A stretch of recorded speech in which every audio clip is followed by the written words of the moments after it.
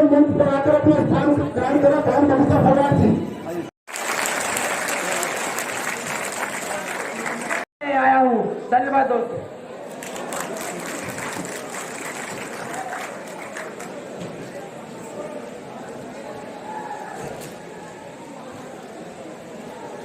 हम लोगों के मुख्य अतिथि उत्तर प्रदेश भारतीय जनता पार्टी के यशस्वी अध्यक्ष आदरणीय स्वतंत्र कार्यक्रम को प्रारंभ करने के लिए मैं आदरणीय प्रदेश अध्यक्ष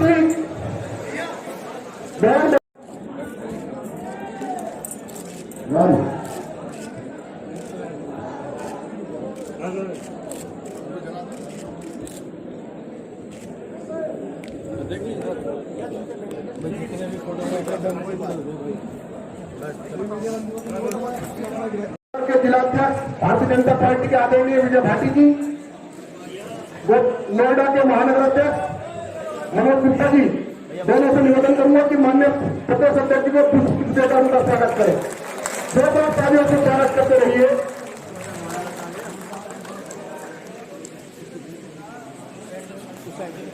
आदरणीय पंकज भैया को पुष्प देकर उनका स्वागत करें।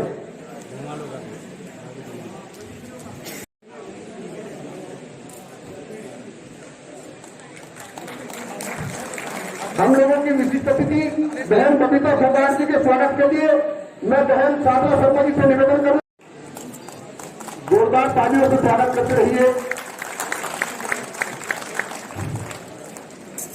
गोल्ड मेडल पदक आपने जीता 2010 में दिल्ली में आयोजित हुई कॉमनवेल्थ गेम्स में इन्होंने रजत पदक जीता है।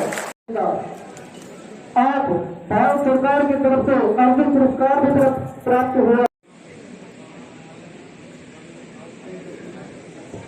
छोटे से गांव बघेरा में रहने वाले हैं। पंकज जी का जन्म अपने ननिहाल झारखंड के पालम जिले के डाल्टनगंज में 12 दिसंबर 1973 में हुआ और भारतीय जनता पार्टी के वर्तमान नोएडा विधायक हैं।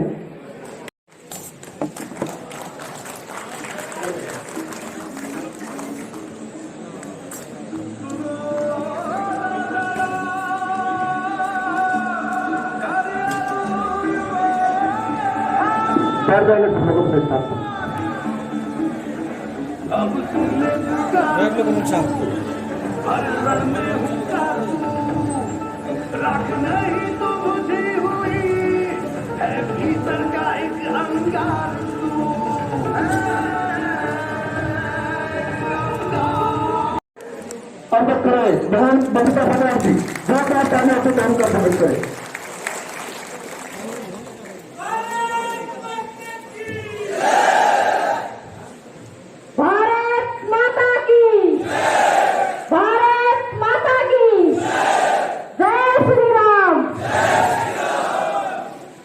बहुत ही आदर और सम्मान के योग हमारे बीच में पधारे भारतीय जनता पार्टी उत्तर प्रदेश के प्रदेश अध्यक्ष श्री स्वतंत्र देव जी, साथ में यहाँ से विधायक पंकज जी, युवा मोर्चा के प्रदेश अध्यक्ष उपाध्यक्ष सम्मानित मंच, सभी पार्टी के सभी कार्यकर्ता और मेरे सामने बैठे सभी मेरे छोटे बड़े बहन और भाइयों, सबको मेरी राम राम।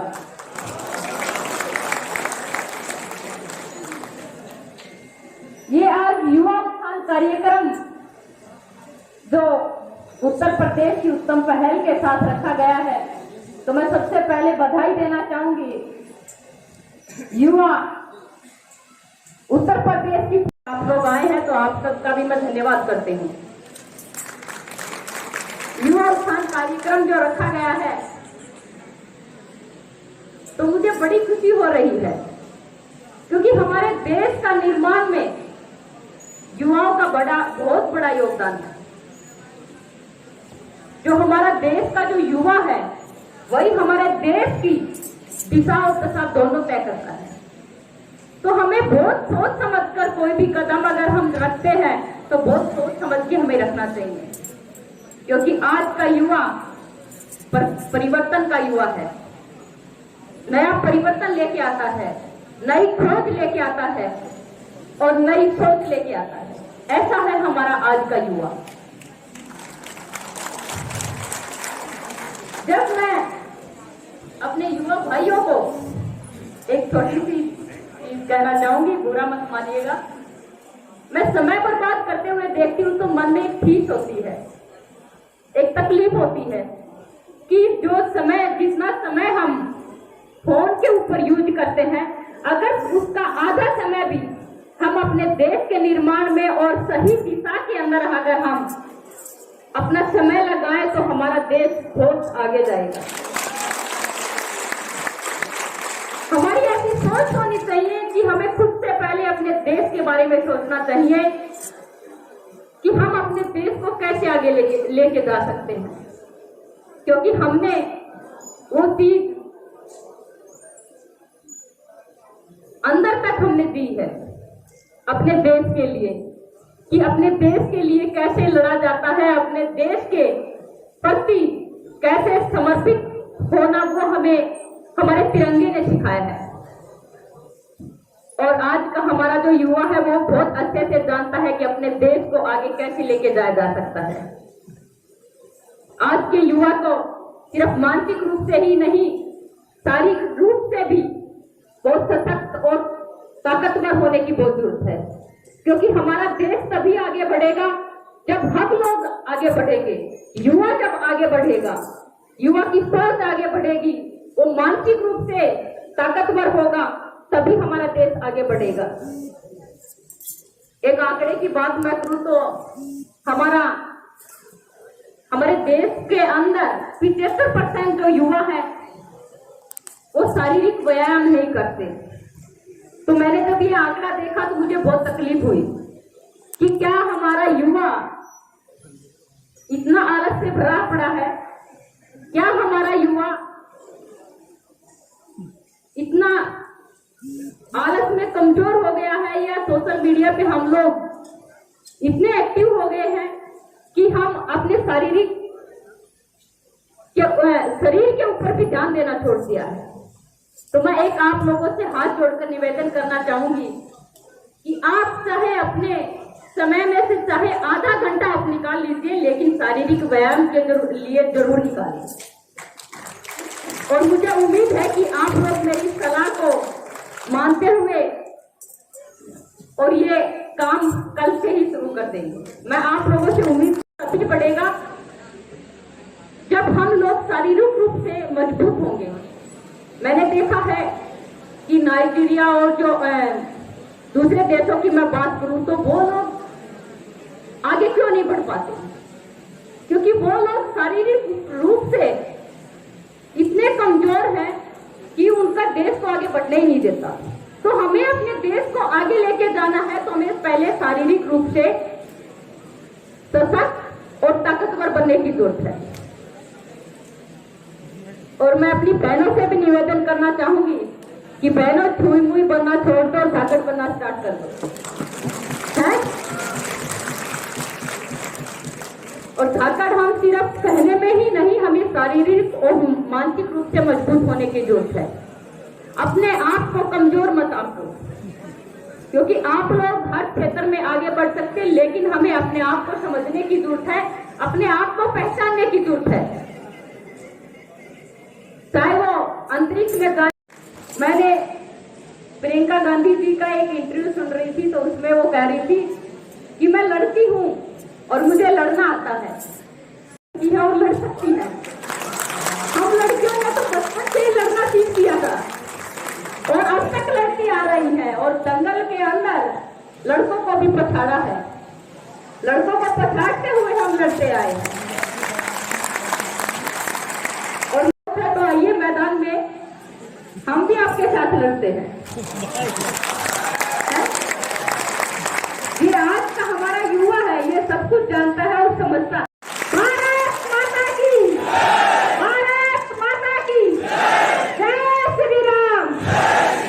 धन्यवाद। हो, लेकिन सच बात यह है कि उन सब चीजों के साथ साथ मैं कहना चाहता हूं कि जिस विचारधारा से हम लोग निकल कर आ रहे हैं, जिस राष्ट्रीय स्वयंसेवक संघ जो इस विश्व की सबसे बड़ी एक स्वयंसेवी संगठन के रूप में आज स्थापित है, उसको हेड करने वाले, उसका नेतृत्व करने वाले जो परम पूज्य हेडगेवार जी थे, वह डॉक्टर थे, आदरणीय सुदर्शन जी, परम पूज्य सुदर्शन जी, वह इंजीनियर थे। परम पूज्य रज्जू भैया जी, वह भी प्रोफेसर थे। परम पूज्य गोलवलकर जी, वह एक ऑथर थे, साहित्यकार थे। तो ऐसे सभी लोगों ने ये सब एक आज हमारे जो प्रेजेंट में हमारे राष्ट्रीय स्वयंसेवक संघ के हमारे परम पूज्य सरसंघ चालक जी हैं, वह एक वेटनरी डॉक्टर के रूप में लंबे समय तक उन्होंने काम किया। तो आज ऐसे लोग जो आज इतने बड़े संगठन को आज लीड कर रहे हैं, उनका नेतृत्व कर रहे हैं, वह भी प्रोफेशनल कोर्स करके आए, लेकिन आज इस विश्व को, इस देश को पूरा बदलने की ताकत वह रखते हैं। और मैं कह सकता हूं कि हमारा देश आज जो इस देश का स्वरूप आप देख रहे हैं, उसमें उन सब लोगों के जीवन भर की त्याग, तपस्या और परिश्रम के कारण आज हम सब लोग यह देख पा रहे हैं। मित्रों, मैं ज्यादा कुछ नहीं कहूंगा, एक बात मैं जरूर कह के मैं जल्दी अपनी बात में समाप्त करूंगा कि आप सब लोग जिस भी कोर्स में हैं और जो भी जीवन में आप लोग करेंगे, जो भी प्रोफेशनल डिग्री आप सब लोगों के हाथ में होगी, उसको कभी भी आप अपना एक कि हमारा ये मैंने पढ़ाई की है, ये सिर्फ हमने ये अर्जित किया है अपनी मेहनत से, परिश्रम से, सिर्फ ये सोचकर अपने पास इससे एक इंडिविजुअल पोजीशन के रूप में उसको मत देखिए, बल्कि आप जो कोर्स कर रहे हैं उसको पढ़ने के बाद जब आप बाहर निकलिए तो इसको एक सोशल ट्रस्ट के रूप में देखिए, इसको सामाजिक रूप से उससे आप लोगों की कितनी मदद कर सकते हैं, समाज में कितना पॉजिटिव चेंज आप लेकर आ सकते हैं, इस बात के रूप में इस तरीके से आप इसको देखा करिएगा। भविष्य में बहुत सारे रास्ते आपको मिलेंगे, लेकिन राजनीति के बारे में जब चर्चा होती है तो सामान्यतः सभी लोगों को लगता है कि राजनीति में आना मतलब समय को बर्बाद करना, कुछ ऐसी धारणा कई बार लोग बना लेते हैं। लेकिन मित्रों, किसी भी प्रोफेशन में, किसी भी क्षेत्र में काम करने वाले अच्छे भी हो सकते हैं, बुरे भी हो सकते हैं, लेकिन शायद कुछ अच्छे लोगों की वजह से ही आज हमारा देश आजाद हो पाया 1947 में, और सब जाकर आज इस देश को हम लोग देख रहे हैं। इस देश में ही हम लोगों ने श्रद्धेय अटल बिहारी वाजपेयी जी को देखा है, इस देश में ही हम लोग पाकिस्तान और चाइना को मुंहतोड़ जवाब देने वाले अपने प्रधानमंत्री नरेंद्र मोदी जी को भी हम सब लोग देख रहे हैं। और इसी उत्तर प्रदेश की राजनीति में, इसी उत्तर प्रदेश की राजनीति में मित्रों, नौजवान मित्र रोज आज न्यूज़पेपर वगैरह पढ़ते होंगे, आज बुलडोजर की पूरी परिभाषा ही बदलने वाले हमारे मुख्यमंत्री जी को भी आप सब लोग देख रहे हैं। तो यह भी राजनीति में किया जा सकता है, यह भी राजनीति में आकर ही कुछ अच्छे लोग बड़ा बदलाव लेकर आ सकते हैं। आप सबसे मैं आग्रह करना चाहता हूं कि राजनीति को भी अगर कहीं पर भी कोई गलत है तो एक संकल्प जैसे मैं हमेशा मैं लेता रहता हूं, मैं कहता हूं और बिल्कुल उसको लेकर मैं प्रतिबद्ध हूं, और अपने क्षेत्र से लेकर पूरे प्रदेश में मैं इस बात को कहता हूं कि गलत तो होने नहीं दूंगा और सही किसी भी तरीके से मैं रुकने नहीं दूंगा। ये आप सब लोग संकल्प लेकर चलिए और जहां कहीं पर भी गलत है उसको समाप्त करिए। और आप सब लोगों में ही, नौजवानों में ही ये ताकत है कि उस सच्चाई की, उस ईमानदारी की एक ऐसी मजबूत बुनियाद आप खड़ी कर देंगे कि आने वाले वर्षों तक उसको कोई हिला नहीं सकता। वह ताकत यदि किसी में है तो आप सब लोगों में वह ताकत है। मित्रों, उस ताकत को लेकर आप आगे बढ़िए। इस देश को आगे बढ़ाने का, इस देश का नेतृत्व करने का वक्त आप सब लोगों को भी मिलने वाला है। आप सब लोग उसके लिए पहले से तैयार होइए और हमेशा सच्चाई और ईमानदारी के साथ आगे बढ़िए, क्योंकि इसी सच्चाई और ईमानदारी में ही वह ताकत है। आज राजनीति में भी ईमानदारी और लगातार ईमानदारी और अपना चरित्र, इसी का महत्व हो गया, परफॉर्मेंस का महत्व है। आज बहुत सारे बड़े बड़े यूनिवर्सिटीज से आप देखते हैं, ऑक्सफोर्ड, हार्वर्ड, बाहर की यूनिवर्सिटी से लेकर अपने यहाँ पर डीयू से लेकर बीएचयू से लेकर जो भी आईआईटी, आईआईएम से पढ़े हुए लोग भी आज भारतीय जनता पार्टी में कई जगहों पर महत्वपूर्ण काम कर रहे हैं। कई ऐसे प्रोफेशन को छोड़कर या रिटायरमेंट के बाद आज भारतीय जनता पार्टी की जो सरकार है उसमें महत्वपूर्ण जिम्मेदारी को वह निभा रहे हैं। तो क्यों? क्योंकि आज हमारे प्रधानमंत्री जी ने यह मौका दिया है। और यूपीएससी में ज्वाइंट प्रोफेशंस में है, उनको भी एक ज्वाइंट सेक्रेटरी लेवल पर एक लेटरल एंट्री देकर एक नयापन लाने की कोशिश भी हमारे प्रधानमंत्री जी कर रहे हैं। तो ये सब बदलाव आप सब लोग देख सकते हैं मित्रों। तो यह सब नौजवानों के साथ ये संभव है। मैं एक बार फिर से अपने प्रदेश के यशस्वी अध्यक्ष आदरणीय श्री स्वतंत्र देव सिंह जी का भी मैं हार्दिक अभिनंदन करते हुए, और बबीता फोगाट जी, उनका भी मैं अपने यहाँ पर तेजपाल जी की विधानसभा पड़ती है, बगल में ही नोएडा है, मैं हम दोनों की तरफ से भी और आप सब लोगों की तरफ से भी आपका भी हार्दिक अभिनंदन करता हूं। और एक बात, बबीता जी ने कई चीजें आपने जीती हैं, कई मेडल्स आपने जीते हैं, तो और साथ में, लेकिन जब विमेन एम्पावरमेंट के बारे में जब हम लोग बात करते हैं तो उसका एक जीता जागता एक उदाहरण हम लोगों के सामने बबीता फोगाट के रूप में हम लोगों को देखने को मिलता है। और यहाँ पर मेरी बहनें भी बहुत बैठी हैं। अब देखिए, बबीता जी ने तो वो बोला नहीं, लेकिन मैं जानता हूं दंगल में जो आप लोगों ने सुना होगा कि छोरी क्या छोरों से कम हुए हैं, कि ऐसे ही सही बोल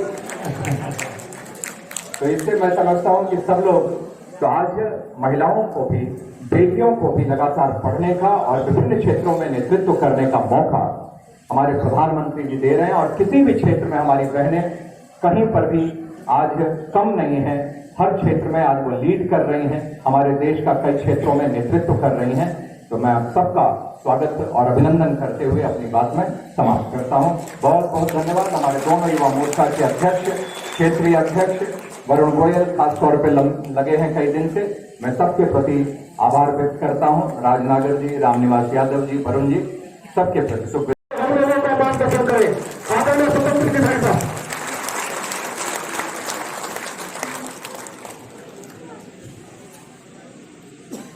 हम सबके प्रदेश के उपाध्यक्ष, यहाँ के विधायक आदरणीय पंकज सिंह जी, हम सबकी जो देश का नाम पूरी दुनिया में रोशन करती है। मैं सोचा था कि कोई मोटा ताजा होगा, तो मैं देखकर हम कहा बबीता बहुत दुबली हो। मैं इस बबीता का एक बार स्वागत करता हूं। आप सब तालियां बजाकर प्रदेश की तरफ से एक अभिनंदन करिए, स्वागत करिए आप सब। यहाँ उपस्थित हमारे सभी सम्मानित विधायकगण, हमारे युवा मित्र, हमारे आज के कार्यक्रम के संचालन कर रहे वरुण जी। एक कार्यक्रम ऐसे बच्चों का था जो पढ़े लिखे, जो राजनीति से संबंध दूर दूर तक रहे, जो अपने क्षेत्र में काम करते हैं, ऐसे बच्चों का एक कार्यक्रम युवा मोर्चा ने रखा है। आज आप सभी युवाओं का बीच पहुंचकर मेरे अंदर एक नवीन ऊर्जा का संचार हो रहा है। आप लोग हमारे नए भारत की शक्ति हैं, वो शक्ति जिसके आगे दुनिया के बड़े बड़े देशों को अपने आगे झुकने के लिए दम रखते हैं। युवा वो है जो अपने देश की सूरत बदलने में ताकत रखते हैं, और युवा हिंदुस्तानी है तो पूरे दुनिया का नेतृत्व करने का भी ताकत रखते हैं। खेल की बात हो, टेक्नोलॉजी की बात हो, विज्ञान की बात हो, कृषि के क्षेत्र में हो, आज के युवा आगे नाम कर रहे हैं।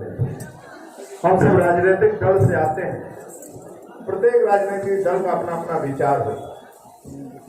भारतीय जनता पार्टी का भी अपना एक विचार है, सिद्धांत है, कार्य पद्धति, जिसके आधार पर हम सब आगे बढ़ते हैं, देश का नेतृत्व करते हैं।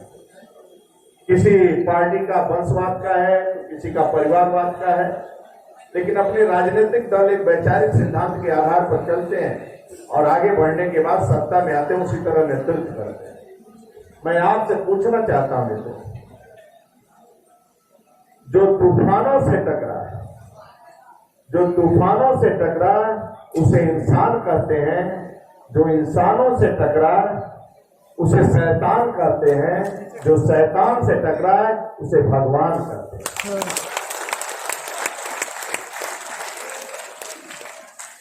एक समय ऐसा था, देश का नेतृत्व लोग कर रहे थे, एक समय ऐसा आया कि कश्मीर के धरती से एक आवाज उठी,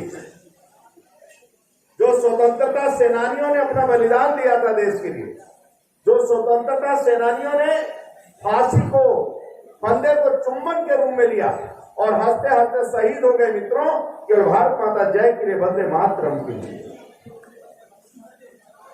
और वही आतंकवादियों ने चैलेंज किया कि हिंदुस्तान में ऐसा कौन व्यक्ति है जो अपने मां का दूध पिया हो, वह व्यक्ति की हैसियत हो तो श्रीनगर के चौक पर तिरंगा झंडा फहरा कर दिखा दे और भारत माता की जय बोलकर दिखा दे। और एक दिन समय आया, कोई नौजवान यात्रा लेकर निकला, एक गरीब परिवार में जन्म लिया और चाय बेचने वाला, बरसते पानी के मां के आंचल में छिपने वाला, वह नौजवान ने कहा कि मैं अपनी मां का दूध पिया हूं, शैतान आतंकवादियों सुन लो, मैं श्रीनगर के चौक पर आ रहा हूं और तिरंगा झंडा भी फहराऊंगा। वंदे मातरम।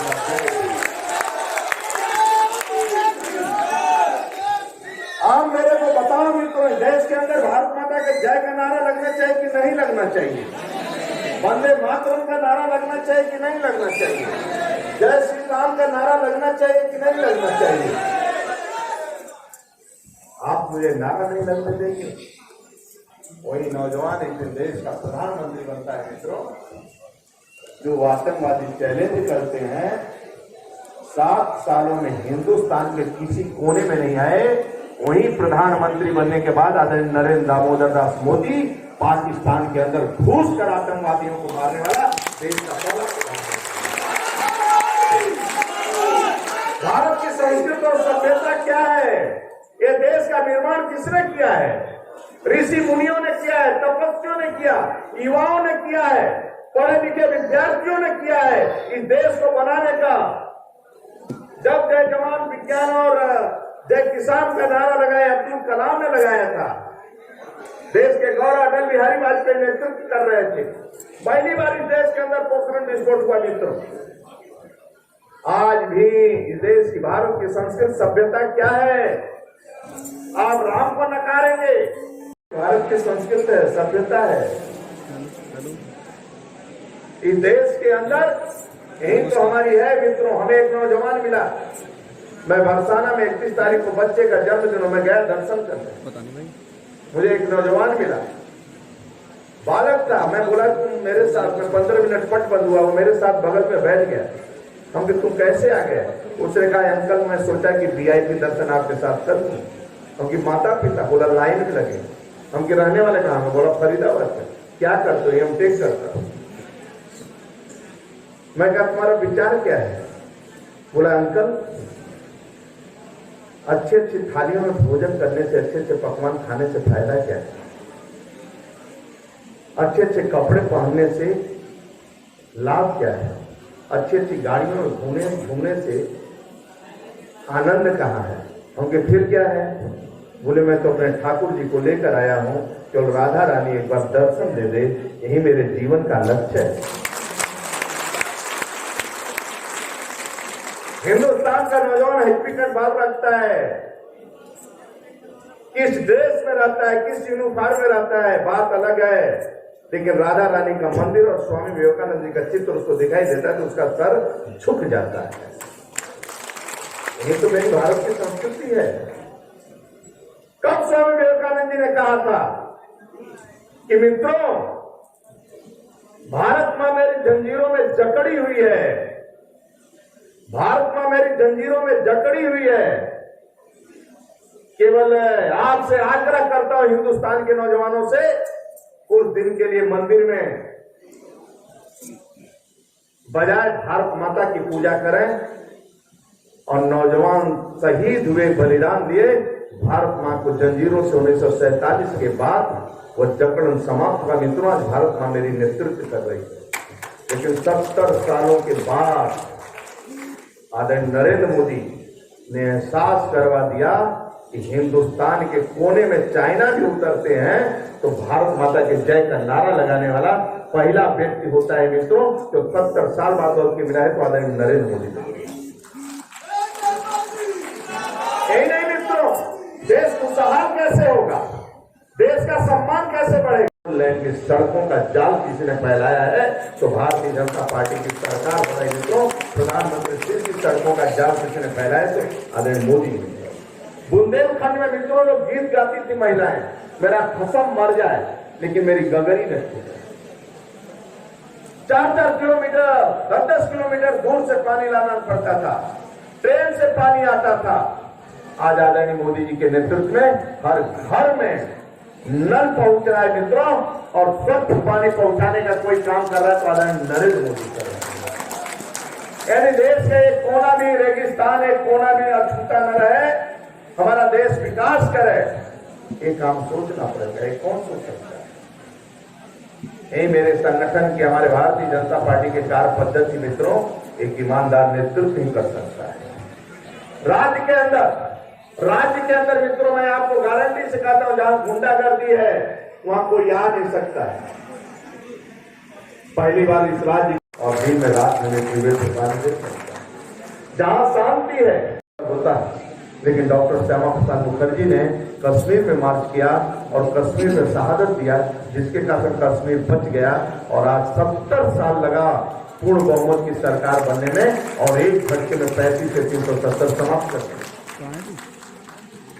यदि सरदार पटेल, पतली पुस्तिका है जो इतिहास पढ़ा जाता है, इंटर में थोड़ी सी उससे मोटी होती है, फिर बीए में ऊपर जो पढ़ते हैं बड़ा बड़ा मोटा मोटा किताब, और अकबर को महान, न राणा प्रताप को और छत्रपति शिवाजी महाराज को तो केवल 2 लाइन दिया है। अब नई शिक्षा नीति जो बन रही है उसके अंदर ये सभी व्यवस्था जो देश और समाज के लिए लोग काम किए हैं, ये सब उनको आगे लागे जा रहा है। उसकी रणनीति बन रही, योजना बन रही, और बड़े बड़े विद्वान लगे हैं इसमें कि देश का इतिहास सही पढ़ाया जाए, इसकी रणनीति बना रही है। लेकिन आप देखोगे आदरणीय योगी जी भी राज्य के अंदर पहली बार लोग एक परिवार के बारे में जानते थे, इंदिरा सोनिया, पहली बार उन्होंने जो मेडिकल कॉलेज का नाम रखा है, ऐसे ऐसे सभी महापुरुषों के नाम और ऋषियों मुनियों के नाम रखा जो लोगों ने तपस्या किया है। और पहले लोग संगम नहाने जाते, अयोध्या में हुआ था, फैजा नाम को बदल कर रख दिया अयोध्या, अब पूरे अयोध्या रही। और बनाए हैं। आज की बेटियां जितना धार्मिक हैं और तीर्थ स्थलों पर दिखाई देती हैं, पहले कभी नहीं दिखाई देती थी।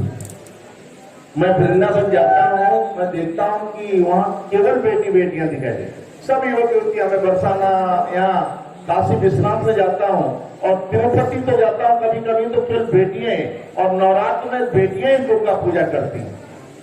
वास्तव में हिंदुस्तान की अधिकांश कुल मिलाकर अपने देश से प्रभावित और अधिकांश बेटियां पूजा पाठ करती हैं। और धीरे धीरे मोदी जी के आने के बाद, आदरणीय योगी जी के मतलब सरकार में एक बदलाव हो रहा है, और बेटियां और बेटे दोनों आकर्षित हो रहे हैं। भले उनका जीवन कैसा, व्यक्तिगत जीवन पर जाने की जरूरत नहीं है, लेकिन ये लोग धर्म से जुड़े हैं, महापुरुषों से जुड़े हैं और लेक्चर देखते हैं, और देश का सम्मान बढ़ाने में भी हिंदुस्तान की बेटियां बहुत आगे। बहन जी, फोगाट जी, विधायक पंकज भैया जी और यहाँ उपस्थित मेरे सभी नौजवान साथी, बहनों और भाइयों, मेरा सभी को सादर प्रणाम। मैं सचिन भाटी सर, मैं एक अध्यापक भी रहा हूँ, बच्चों को काफी पढ़ाया भी और फिलहाल भी जो सेवारत हूँ। तो सर, हमने बच्चों की शिक्षा के लिए सर एक ग्राम पाठशाला करके एक मुहिम चलाई हुई है, जिसमें गांव गांव जाके लाइब्रेरी, जिससे हमारा युवा वर्ग उसको पढ़ाई का समय मिल सके, वो एक उसको माहौल, एक एनवायरमेंट क्रिएट करा जा सके सभी गांवों में। तो उसमें सब हम सभी साथी लोग मिलकर युवा वर्ग का बहुत सहयोग मिल रहा है, सभी गांववासियों का बहुत सहयोग मिल रहा है, गांव गांव लाइब्रेरी खुल रही है। तो ये बात मैं आप तक पहुंचाना चाह रहा था सर, क्योंकि हम चाहते हैं, हमारी पूरी टीम चाहती है कि भारत को विश्व गुरु बनाया जाए, और भारत के निर्माण के लिए, युवा के भविष्य निर्माण के लिए शिक्षा का माहौल, एनवायरमेंट बहुत जरूरी है। और मैं माननीय प्रधानमंत्री श्री मोदी जी और योगी जी का बहुत धन्यवाद, बहुत आभार व्यक्त करना चाहता हूँ कि वो युवाओं के लिए, बच्चों की धन्यवाद जी, बहुत धन्यवाद। अगले बेटी को देना, आगे दे दो, इधर आगे दे दो। अरे भाई हेलो, धन्यवाद करूंगी, इतना अच्छा क्वेश्चन आपने किया है। 14 के बाद की मैं बात करूं तो मैंने जो देखा है खेल के अंदर, मतलब दिन रात का बदलाव मैं कहूंगी। और आप भी होगा कि अब की बार ओलंपिक में जितने मेडल आए हैं वो अपने आप में ही एक परिणाम है और अपने आप में ही एक बहुत बड़ा जवाब है। और इसके लिए मैं धन्यवाद करती हूँ माननीय प्रधानमंत्री नरेंद्र मोदी जी का। उन्होंने समय समय पर खिलाड़ियों से कि उनका हौसला बढ़ाया, यहाँ तक कि जब वो थे तब भी उनका हौसला बढ़ाया। तो ये अपने आप में ये कहूंगी कि एक खिलाड़ी होने के नाते मुझे बहुत गर्व महसूस हुआ कि ऐसे पहले प्रधानमंत्री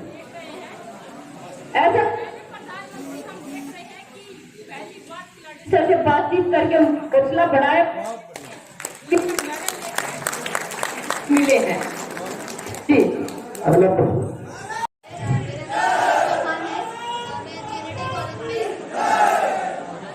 जोर से बोलो। मेरा नाम पलक चौहान है, मैं जेनेडी कॉलेज में फर्स्ट ईयर में जाता हूँ। मैं आपसे ये पूछना चाहती हूँ कि जैसे आपने फार्मर्स के बेनिफिट के लिए आपको 3 फार्म लॉ लाए गए थे, वो फार्मर के बेनिफिट के लिए लाए गए थे ना, फिर वो 1.5 साल बाद वापस क्यों ले लिए जबकि फार्मर्स ने इतना प्रोटेस्ट किया, कुछ फार्मर्स की उसमें डेथ भी हुई, क्या ये वापस इलेक्शन की वजह से लिए गए या फिर कोई और वजह से? और मेरा दूसरा प्रश्न ये है कि जैसे बोला जाता है कि युवा जो है वो भविष्य है भारत का, तो मैं ये जानना चाहती हूँ कि युवाओं के लिए ऐसा मतलब क्या क्या किया गया, क्या क्या स्टेप्स उठाए गए जो वो आगे बढ़ सके? और मेरा तीसरा प्रश्न ये है, वो लड़कियों को लेके है कि ऐसा बोलते हैं मतलब वो दिन कब आएगा जब हम लड़कियां बिना सोचे समझे शाम को बेफिक्र होकर बाहर जा किसी रेस्टोरेंट पर जाकर लौट सकते हैं? लेकिन आज भी हम इतना सेफ महसूस नहीं करते। नहीं जा सकती हो तुम, रात में कहीं रेस्टोरेंट पर चलकर लौट सकती हो, कोई कुछ नहीं बोलेगा। आज के डेट में राज्य के अंदर किसी रेस्टोरेंट में कोई लौट आवे, सत्ता का एक व्यक्ति भी किसी गुंडे का मदद नहीं कर सकता। पहले यदि कोई गुंडे करता था तो दिल्ली लखनऊ से फोन आता था, आज एक भी गुंडा नहीं बच सकता है। आज राज्य के अंदर जितने बदमाश थे जो चलते थे तो रोड खाली होता था, आज वह बदमाश जेल में अपना पानी मांग रहे हैं। यदि वह जेल से नहीं निकलना चाहते हैं, इस प्रकार का योगी सरकार है। यही पश्चिमी उत्तर प्रदेश में कोई भी स्कूटी से नहीं निकल सकता। 6 बजे लोग अपना 5 बजे बंद कर लेते थे। बेटी बेटा तो छोड़ो, भैंस भी चोरी हो जाती थी। आज किसी की है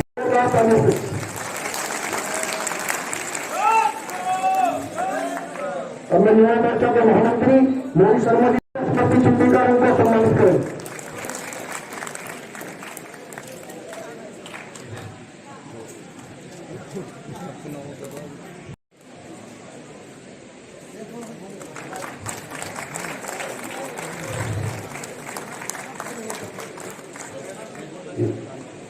अब मैं नवीनीकरण और गति, तो परिवहन का जो हमारा रेवेन्यूज थे वो ठीक हुए, छोटी छोटी बातें, वाटर एटीएम और निबंध प्रतियोगिता जिससे लोगों में सेफ्टी के प्रति जागरूकता आए।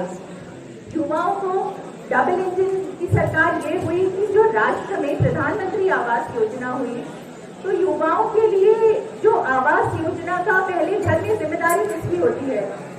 युवाओं की, वृद्धों की नहीं आवास के लिए, तो वो उसको पूरा करते हुए अपनी कार्य कुशलता पर काम कर सकते हैं। प्रधानमंत्री जी की जो कुशल स्वास्थ्य अभी जो आई है सेवा, जिसमें 60,000 करोड़ से ज्यादा का दिया गया है, उसी करीबन 9 मेडिकल कॉलेज उत्तर प्रदेश में खोले गए हैं, तो 1800 से 3800 से ज्यादा सीटें हो गई।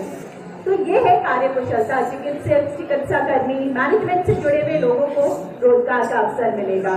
तो ये है युवोत्थान। युवोत्थान सिर्फ ये नहीं कि हमने आज इस सभागार में कार्यक्रम कर लिया, युवक का उत्थान ये होगा कि जब आप यहाँ से जाकर। नमस्कार साथियों, भारत वंदन न्यूज़ से मैं अंजलि सिसोदिया। साथियों, आज ग्रेटर नोएडा के ITS कॉलेज में भारतीय जनता पार्टी के युवा मोर्चा का युवा उत्थान कार्यक्रम था, जिसमें अतिथि के रूप में देश की जानी मानी कुश्ती की खिलाड़ी पहलवान आदरणीय श्री बबीता फोगाट जी अतिथि के रूप में मंच पर रहीं। आइए जानते हैं कि वो किस तरह से युवाओं को भारतीय राजनीति में देखती हैं। मैम, बहुत बहुत स्वागत है भारत वंदन न्यूज़ पर। आप बहुत बहुत धन्यवाद। और मैम, आज जैसे कि आपने बहुत सुंदर उद्बोधन के साथ अपनी शुरुआत करी, तो आज युवाओं को किस तरह से भारतीय राजनीति में देखती हैं? मैं युवाओं को यही कहूँगी कि अपना सबसे पहले तो हमें आलस छोड़ के अपने देश के प्रति समर्पित होना चाहिए, देश के प्रति अपनी जिम्मेवारी समझनी चाहिए और देश में अपना आगे बढ़ाने में अपना योगदान देना चाहिए। तो मैम जैसे कि अभी राष्ट्रीय प्रदेश अध्यक्ष जी ने कहा कि महिलाएं बहुत सुरक्षित हैं, तो आप क्या कहना चाहेंगे इस पर? बिल्कुल, देखिए मैंने वो राज्य भी देखा है जो गुंडागर्दी के नाम से जाना जाता था, जहां बदमाश खुलेआम घूमते थे। और क्योंकि हमने यहाँ से मतलब यूपी के अंदर बहुत से कैंप वगैरह भी हमने यहाँ पे बिताए हैं, लगाए हैं।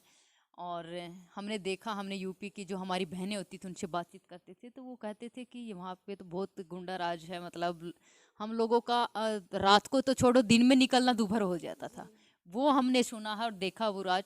और आज की मैं बात करूं तो वो बहनें खुद कहती हैं कि मतलब इतना बदलाव आ गया, हम दिन रात का बदलाव हम मानते हैं और अपने आप को इतना सुरक्षित महसूस जितना अभी कर रहे हैं इतना कभी जीवन में किया भी नहीं है। तो ये अपने आप में ही जो हमने अपने किताबों में भी पढ़ा है और लोगों से भी सुना है कि राम राज्य जो हमने सुना है, तो हम राम राज्य अब योगी जी के नेतृत्व में हम राम राज्य देख रहे हैं और बहनें भी सुरक्षित हैं और पूरा का पूरा उत्तर प्रदेश जो है वो सुरक्षित हाथों में है। तो मैम जैसे कि आपने विश्व स्तर पर बहुत बड़ा नाम बनाया है और दंगल जैसी मूवी आपके ऊपर फिल्माई गई है और ये एक बहुत बड़ी उपलब्धि है अपने आप में। तो ये प्रेरणा कहाँ से आई और यही प्रेरणा आप हमारी देश की महिलाओं को, बेटियों को देना किस तरह से देना चाहिए? ये प्रेरणा देखिए मेरे पिता ने हमें दी है और सिखाई है। और ये सुनैना दीदी हैं हमारी, ये भी हमें प्रेरणा देती रहती हैं और बहुत कुछ सिखाती। लॉयर हैं अपने, तो लॉयर तो ओबियसली सारी चीज़ों के ऊपर बहुत कुछ सिखाती रहती हैं। तो ऐसे हमें समाज से भी सीखने को मिला है और हर आदमी से कुछ ना कुछ सीखने को मिलता है और प्रेरणा मिलती रहती है। देखिए, सीखने की लालसा होनी चाहिए आपके अंदर। आप एक छोटे से छोटे बच्चे से भी बहुत कुछ सीख सकते हो और एक बड़े से बड़े आदमी से भी आप बहुत कुछ सीख सकते हो। तो मैम जैसे कि आज का कार्यक्रम बहुत बड़ी संख्या में यहाँ पे युवा उपस्थित थे, तो ये किस उद्देश्य को लेके आज का कार्यक्रम कराया गया? ये युवाओं के उत्थान के लिए युवा उत्थान कार्यक्रम रखा गया है और युवाओं से एक दिल की अटैचमेंट जो इसको बोलते हैं कि दिल से बात करना और उनसे उनके बारे में जानना और अपने बारे में जो आपने देखा है वो उनके साथ साझा की है। तो ये कार्यक्रम बहुत अच्छा कार्यक्रम रहा है और युवाओं ने बढ़ चढ़ के भाग लिया। तो मैं इसके लिए मैं धन्यवाद करूँगी सभी युवाओं का कि उन्होंने इतना अच्छा कार्यक्रम की जो अपना समय निकाल के कार्यक्रम की शोभा बढ़ाई। तो सबका धन्यवाद करती हूं। जैसे कि यहाँ पे क्या राजनीति से ही जुड़े हुए युवा थे या फिर हर क्षेत्र से जुड़े हुए? देखिए, हर क्षेत्र से जुड़े हुए युवा थे। ये राजनीति के क्षेत्र से भी थे, पढ़ाई के क्षेत्र से भी थे, अभिनय के क्षेत्र से भी थे और आप लोगों के मीडिया के क्षेत्र से भी थे। तो सारे के सारे युवा यहाँ पे जुड़े हुए थे। साथी, ये थी हमारे साथ में बबीता फोगाट जी। मैम बहुत बहुत धन्यवाद आपका।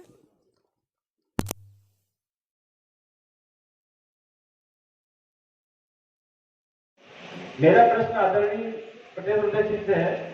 भारतीय विद्यालयों के अंदर भारत का कुछ गलत इतिहास पढ़ाया जाता है जिसमें आक्रांताओं को महान बताया जाता है। हमें कोर्ट में गीता की शपथ तो दिलाई जाती है लेकिन गीता हमें पढ़ाई की जाती। तो इसके क्षेत्र में प्रदेश सरकार और भारत सरकार क्या योगदान देगी? कैसे इसको इतिहास को सही करेगी जो त्रुटियां हैं प्रदेश जो प्राथमिक पाठशाला प्राथमिक में है, एक छोटी सी पत्री पुस्तिका है जो इतिहास पढ़ाया जाता है। इंटर में थोड़ी सी उससे छोटी होती है। फिर बीए में ऊपर जो पढ़ते हैं बड़ा बड़ा मोटा मोटा किताब और अकबर को महान, न राणा प्रताप को और छत्रपति शिवाजी महाराज को तो केवल 2 लाइन दिया है।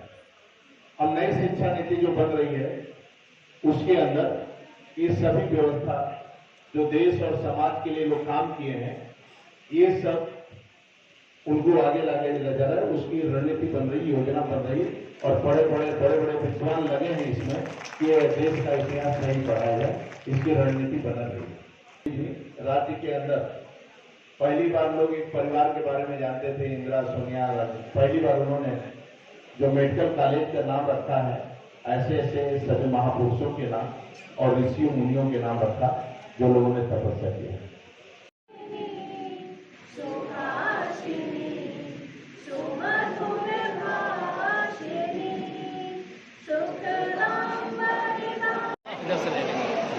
मैं बहन बबीता फोगाट जी से निवेदन करूंगा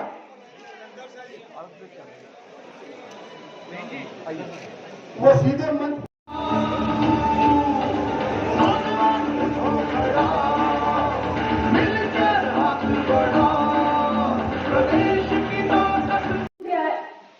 हंसी इसलिए भी आई कि मुझे लगता है कि शायद उन्होंने ये बात अपने भाई के लिए कही होगी कि उसके भाई उनको लड़ने नहीं देना चाह रहे और वो अपने भाई के साथ ही पहली लड़ाई लड़ रही है।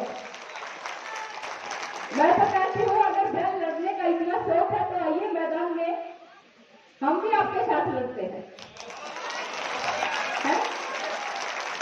ये आज का हमारा युवा है, ये सब कुछ जानता है और समझता है। और मेरा क्वेश्चन स्वतंत्र देव जी से है कि जैसे हमारा भारतीय युवा है वो क्रिसमस हो या न्यू ईयर हो उसको बहुत ही अच्छे तरीके से सेलिब्रेट करता है, पर हम उसको कैसे उत्साहित करें या जागरूक करें ताकि वो दुर्गा पूजा, वसंत पंचमी जो हमारा भारतीय नववर्ष है उसके लिए भी उतना ही उत्साह और जागरूकता दिखाए। धन्यवाद। बनाए हैं आज की बेटी बेटियां जितना धार्मिक हैं और तीर्थ स्थलों पर दिखाई देती हैं, पहले कभी नहीं दिखाई देती थी। मैं वृंदावन जाता हूँ, मैं देखता हूँ कि वहाँ केवल बेटी बेटियां दिखाई देती, सब युवतियां। मैं बरसाना यहाँ काशी विश्वनाथ में जाता हूँ और तिरुपति तो जाता हूँ कभी कभी तो केवल बेटियां ही, और नवरात्र में बेटियां ही दुर्गा पूजा करती हैं। वास्तव में हिंदुस्तान के अधिकांश